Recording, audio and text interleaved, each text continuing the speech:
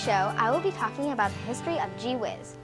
GWiz began with a silly name called Gulf Coast World and Science in December 1990, the Association of Science and Technology Centers. In 1991, it was open to all the public, but it had only 1,000 square feet. It was soon granted membership. After 10 months, GWiz expanded to 6,000 feet. In 1993, the Sarasota City Commission provided GWiz with a new permanent home, but then in 1997, the Commission reconfirmed its commitment to provide the Bayfront facility with a science center. In 1998, the Gulf Coast World of Science changed its name to Gulf Coast Wonder and Imagination Zone, also known as GWiz. That's it for today. Let's go take a look. Today's show is brought to you by PNC Wealth Management.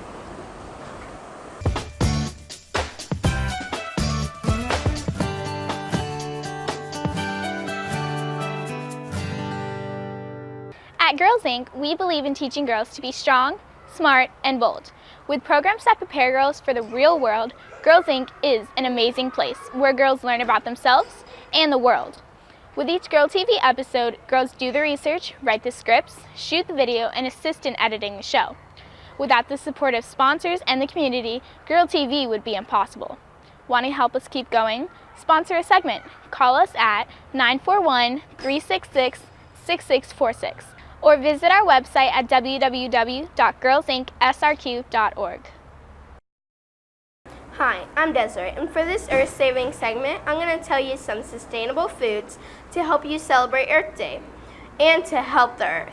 Well, if you didn't know what a sustainable food is, it's a food that has been earth-grown, organic, and healthy.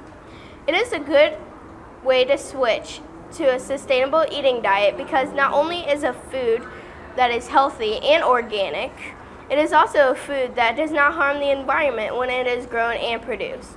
This helps to protect the farmers and it avoids damaging of natural resources. Of course, you may be wondering what exactly falls into the category of sustainable foods and how can you include it on a week-long eating plan. Fish are a great way to include in a sustainable eating plan. Salmon in particular is the best fish. Try to get wild Alaskan salmon also. You can include green vegetables such as asparagus or any locally produced vegetable that you can find. Mashed potatoes or boiled potatoes would also work well with the fish. It could be worth trying out a vegetarian diet for Earth Week. That way you know that you are not only helping the environment, but you are also eating healthy. When creating meal plans for Earth Week, keep in mind that you should be in a local produce. This tends to have shorter time on the shelf. Therefore, when creating the meal plan, you should ensure that you cook meals which require fruit and vegetables. Otherwise, the fruit could spoil and could waste your money. If you follow these simple tips, then you should be able to come up with a good meal plan for Earth Week. For Girl TV, I'm Desiree. Bye. Hi, I'm Chelsea. Did you know that plastic and plastic bottles made up for 30 million tons in the solid waste stream in 2006? That's nearly 60 billion pounds. The amount of plastic made has increased from less than 1% in 1960 to 11.7% in 2006. Can you imagine how much plastic waste there is now 5 years later in 2011? There are many problems associated with garbage being buried in the earth, which is why it's important to reduce, reuse, and recycle.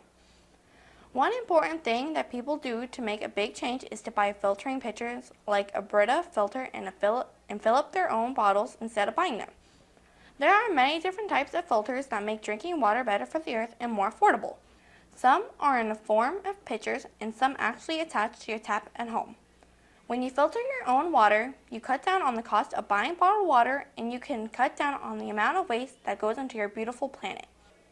If you're the type of person that lives on the go, you might like the idea of a water bottle.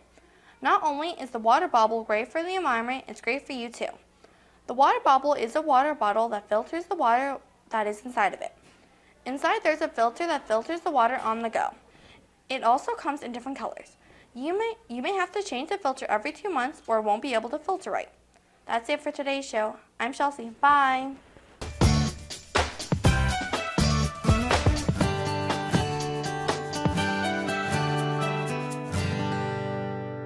Girls get bombarded with messages from videos, magazines, TV, and movies. But are those messages saying the right things? Come spend the morning at Girls Inc. and learn about the messages that matter most. Girls Incorporated of Sarasota County presents Girls Get the Message on Saturday, May 7th from 9 to 1 p.m. For more information, call Dawn at 366-6646, extension 202, or email dawn@girlsincsrq.org to register. Hi, I'm Kyla. And I'm Gina. And for today's segment, we're going to talk about global warming. Global warming happens when the Earth's temperature rises and when greenhouse gases trap heat and light in the Earth's atmosphere, which makes the temperature shoot up. People, animals, and plants can all suffer from global warming. Global warming isn't only affecting plants, animals, and people, but also the ocean. Global warming can make the oceans rise and cover the plants, which cause them to die. When the plants are gone, the animals start to become affected.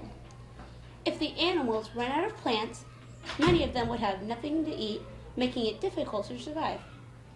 Humans would then be affected and would either have to move to a different place or suffer from the lack of resources. The forest leaves and plants could also get so dry that they may catch on fire. Many people are making small changes to help stop global warming. One thing people are doing is carpooling, which cuts down greenhouse gases. Some other things people are doing are turning off TVs, computers, and lights when people are out of a room. A lot of people are also riding buses, walking to school, and even riding their bikes to lower greenhouse gases. The major thing people are doing is reusing and recycling. Recycling helps less trash get burned. A lot of people are making small changes because one little thing can make a big difference. I hope you learned a lot about global warming and how it changes the earth we live on. For Girl TV, I'm Gina. And I'm Kyla. Bye! Hi, I'm Jamie. And I'm Desiree. Have you ever run on the carpeted floor, tried to turn the doorknob, and got shocked? This happens because of static electricity. Static electricity is caused by the friction of two objects rubbing together. There are a lot of things that affect the amount of static that is generated, which include differences in environments, humans, shoe soles, the amount of moisture in the air, carpet cushions, and even the type of base floor the carpet is installed on. Humidity, however, is the biggest factor. Moisture in the air is absorbed by carpet fibers. The more moisture in the fibers, the more an electrical charge is taken away and the less chance of a shock. The earliest method that was used to control static was to place pans of water on the stove, but too much moisture can produce condensation on windows. Another way you can see electricity is in lightning. Lightning usually happens during storms. Here's a cool fact you probably didn't know about lightning. Thunder is the sound of lightning. Without lightning, we have thunder.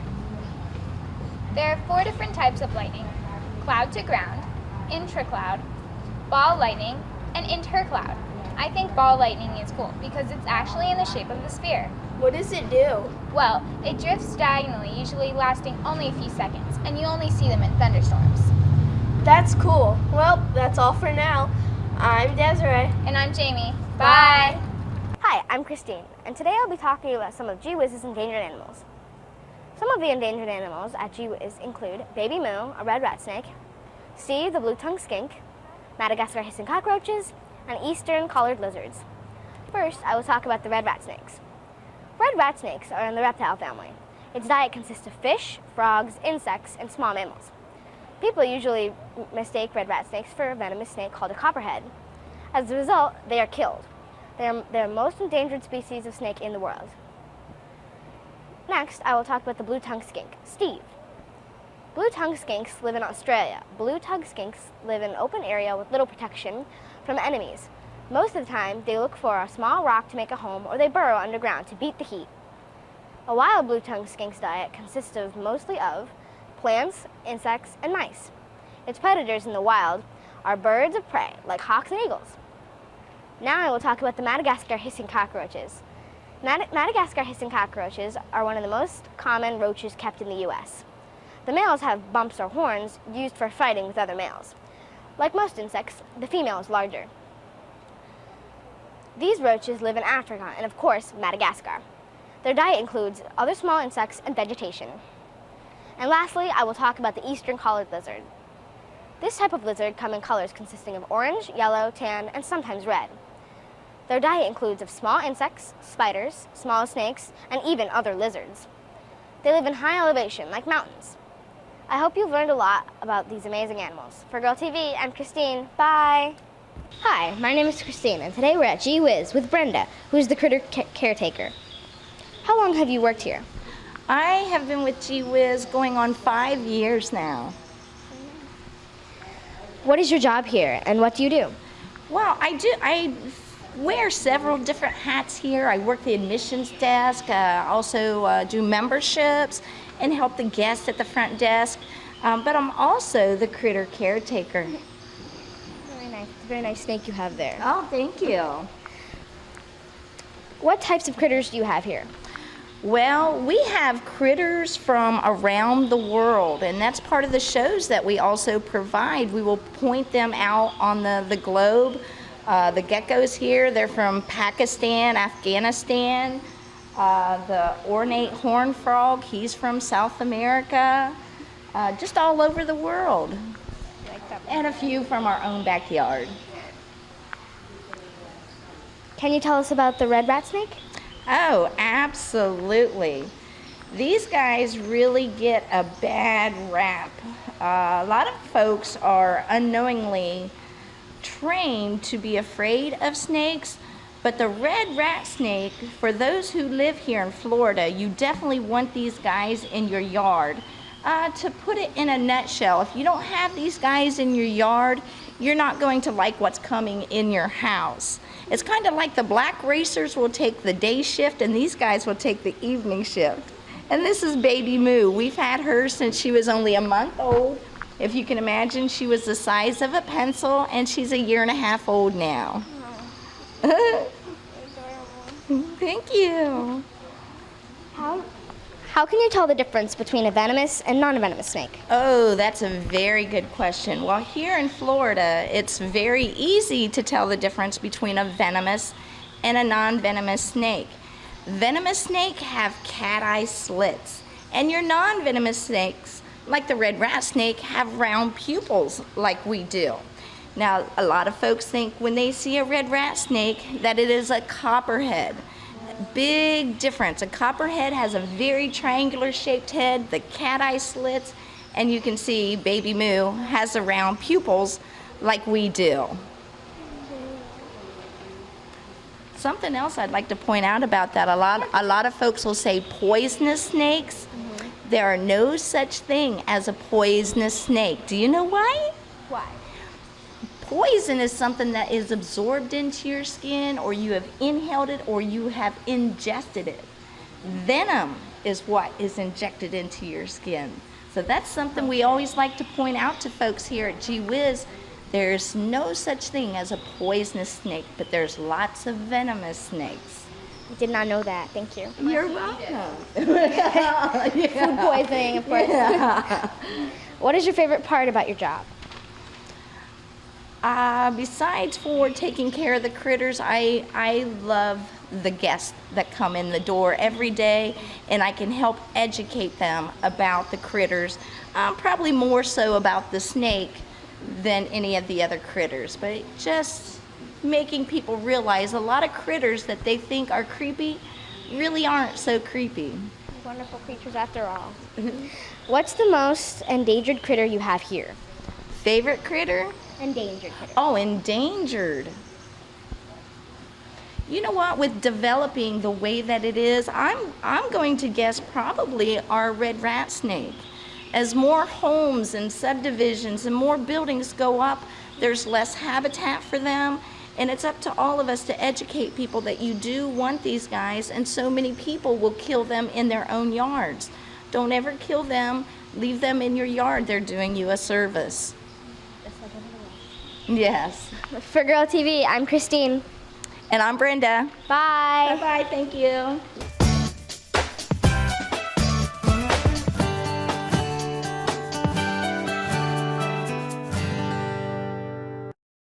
Hi, I'm Helena, and today I'll be sharing some poems. The first one is Mrs. Earth by Walter De La Mer. Mrs. Earth makes silver black. Mrs. Earth makes iron red, but Mrs. Earth can't stain gold, nor ruby red. Mrs. Earth hath the slenderest bone, wind in her bosom cold, but Mrs. Earth can change my dreams, no more than ruby or gold. Mrs. Earth and Mr. Sun can tan my skin and tire my toes.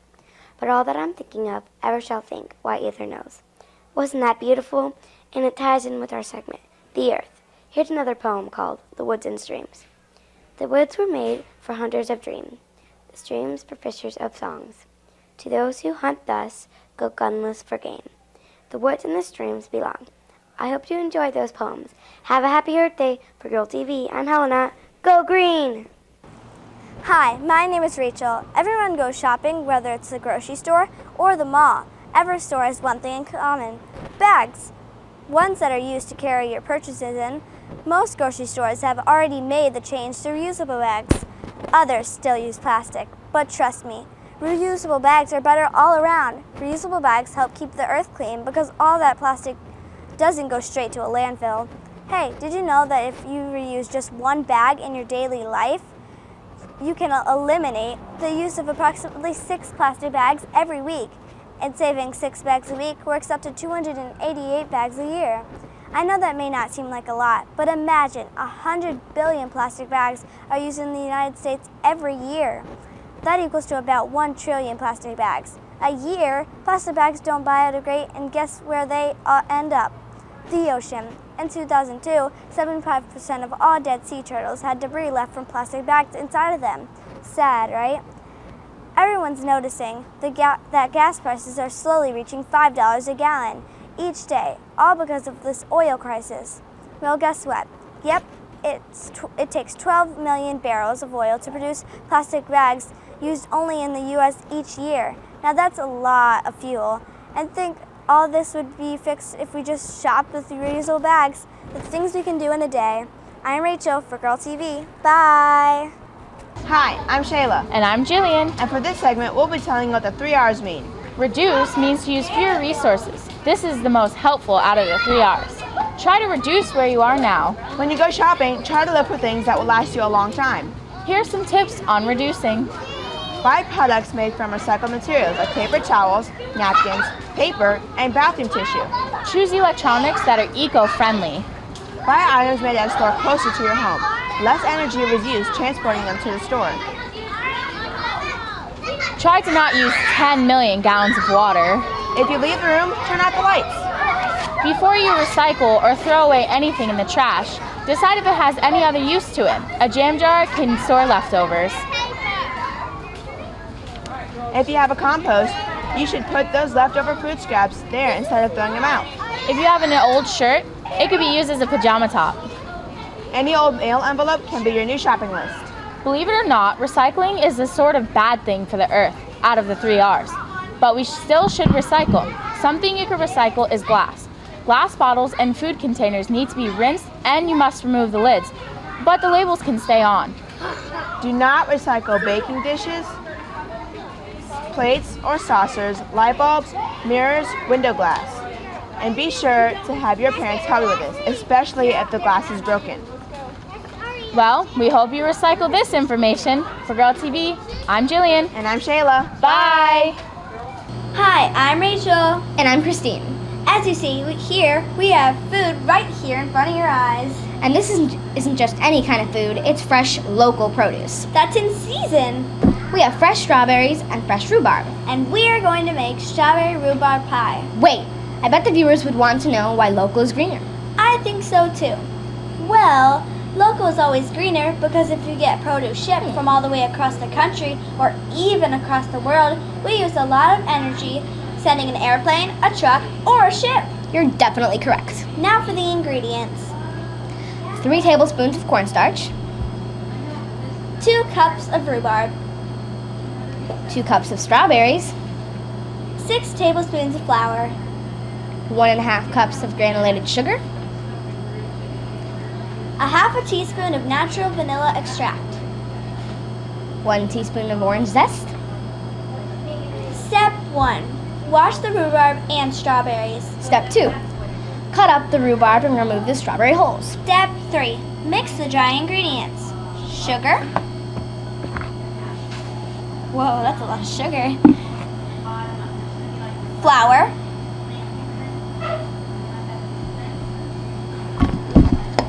Cornstarch.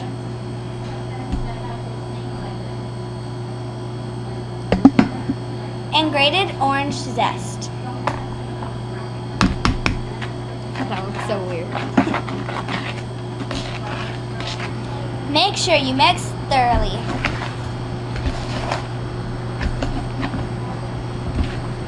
Oh, hold on. Let's just keep. Step 4. Add the rhubarb and strawberries and mix.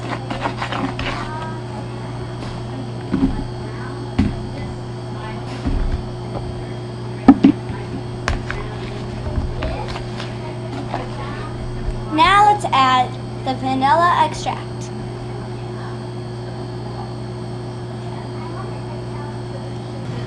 Step 5. You can make a graham cracker crust or bring a store-bought one like we did. Now let's make sure we layer the strawberry and rhubarb onto the pie crust.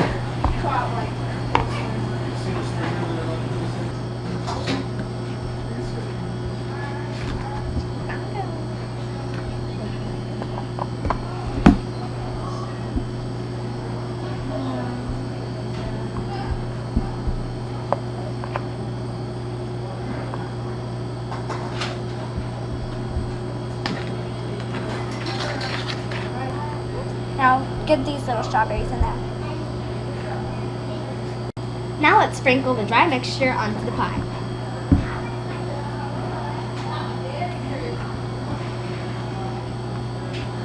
It's so good. Yeah. I just want to lick my fingers.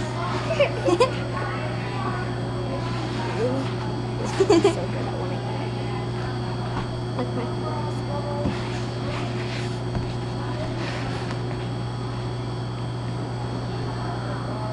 Make sure you don't forget the edges. Bake the pie at 425 degrees for 15 minutes. Then turn down the heat and bake at 375 degrees for another 45 minutes. Let it cool to room temperature, then refrigerate to allow it to firm up. Serve it up with some vanilla ice cream or some fresh whipped cream.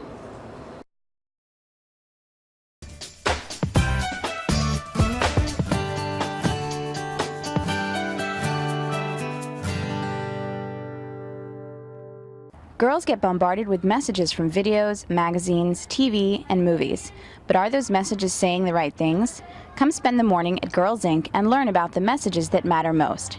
Girls Incorporated of Sarasota County presents Girls Get the Message on Saturday, May 7th from 9 to 1 p.m. For more information, call Dawn at 366-6646, extension 202, or email dawn@girlsincsrq.org to register. Hi, I'm Kiriani, and for today's inspiring segment, I will be interviewing Molly Morgan, the CEO at GWiz. So, how long have you been at GWiz? I've been here almost 2 years. Cool. Did you start as CEO when you first started working at GWiz? I was actually hired on as a consultant for a few months beforehand, and then I became the CEO in June of 2009. Cool. Did you have to go through any school to become the CEO? Not really. They do have classes called museum management classes at different colleges, but I started studying biology in college and then moved into nonprofit management, and that's what brought me to GWiz. What do you look for when you choose different exhibits? I look for what's going to excite kids. A lot of our audience are kids, school-age children, and so we want them to not only be able to look at things, but we want them to be experiential exhibits, so hands-on, where you can actually try things and make things go up and down and around. And so I think that that's really what we look for when we look for exhibits for GWiz, is hands-on and experiential. What's your favorite thing about working here? My favorite thing about working here is working with kids. I think I want to make a difference every day in our community, and I think an important part of that is getting kids excited about science, technology, engineering, and math so that they can go on and be future scientists. Nice. What is your favorite exhibit that you have chosen before? Our favorite exhibit is actually here right now, or my favorite exhibit is here right now. It's called Odyssey Marine, and it's a shipwreck, pirates, and treasure exhibit. And it's all about the science and technology behind finding and recovering shipwrecks from all over the world. So the entire upstairs in the museum right now is over 500 artifacts from all over the world, and they've all been recovered from Zeus, which you can kind of see behind us. This is the underwater robot who dives down and goes and finds all the treasure. That sounds cool. What are some of the upcoming exhibits? Our newest exhibit is called our Fab Lab, and it stands for Fabrication Laboratory. And what happens in the Fab Lab is people get to invent new things. It's all about creation, not creation, but creativity and innovation. And so if you had something that you wanted in your life, maybe a new game or a new toy, then you could actually invent that in the Fab Lab. So it's a fully functioning machine shop, woodworking shop, and design studio that's open to the public. And it opens on May 5th. Wow. So you have to come back. What advice do you have to tell girls that might want to be the CEO of GWiz? Never let anybody tell you no.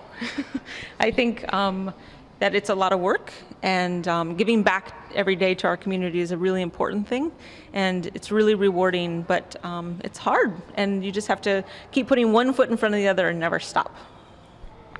Thank you for letting us interview you today. You're welcome. Thank you. For Girl TV, I'm Karyani. Bye. Oh my god.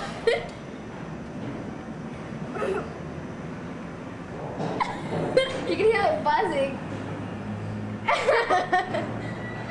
Oh my god. You guys I told you to hold on. 75 miles an hour. There goes her hair. I want to go this. Oh my god, I just started bursting out laughing.